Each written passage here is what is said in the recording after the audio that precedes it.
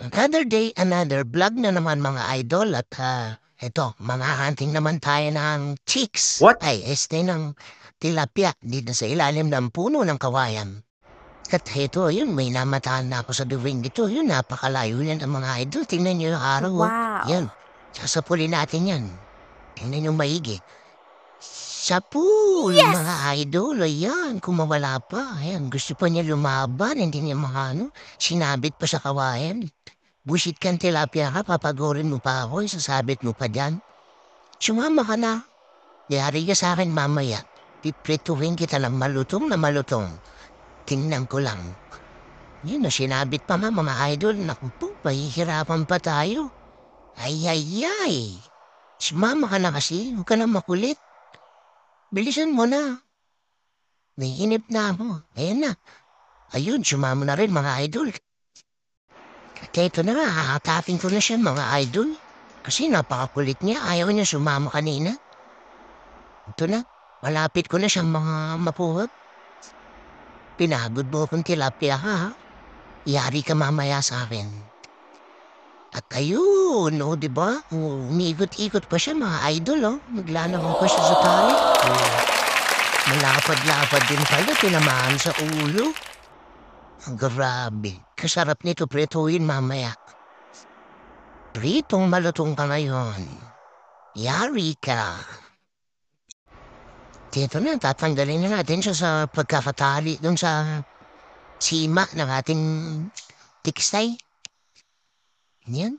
Para patira pa tayo. Titira pa tayo. Kukuha pa tayo ng pandagdag sa ating nahuli.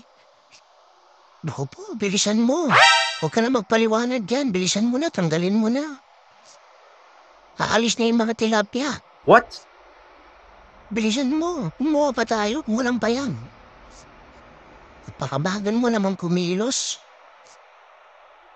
Nahirapan pa ako pati sa pagtatanggal ng tilapia na ito mga idol. Grabe, ayun oh. Oh. Ito, ganitong tilapia. Wow. Lalabihan mga idol. Yes! Si pahaba. At ito, may tinamaan na naman tayo Yes! mga idol. Kaso hindi natin nakuhanan yung mismong pagtira. Sayang. Napakalaki pa naman ng isa na to. Pero di bale, importante may nahuhuli tayo na ganito. Lalo na itong isa na to. Napakalaki. Kung mas na mahigi mga idol na yan. Napakalayo niyan pero tinamaan natin yan. Uy, pumapalag-palag pa siya. Uy, papakita sa camera mga idol. Ayan, ito na nga mga idol. Nakatakin na naman natin. Grabe.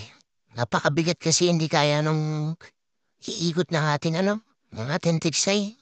Malaki tong isa na to. Abangan nyo lang mga idol at iaangat natin yan. Grabe. Napakalaki nito. Tingnan nyo. Abangan nyo lang. Malapit na. Ito na. Malapit na mga idol. Ayun. Oh, di ba? Konti na lang. Huwag ka masyadong excited. Baka malaglag. Ayun. Oh, di ba mga idol? Napakadapad niya. Oh, ang ganda ng tama ng isa na to. Sentrong-sentro sa sentido ng kanyang ulo. Ayun oh. Ayun yung tali na ating tiksay oh. Ganda ng tama. Walang kawala. Tumagos sa panga.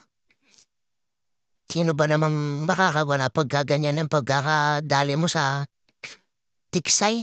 O, ha? Napakalaki ng isa na yan, mga idol. Grabe. Pumapalampulam pa. Uy, huwag kang malikot. Para maulam na kita mamaya. Di ba? Napakalapad yan.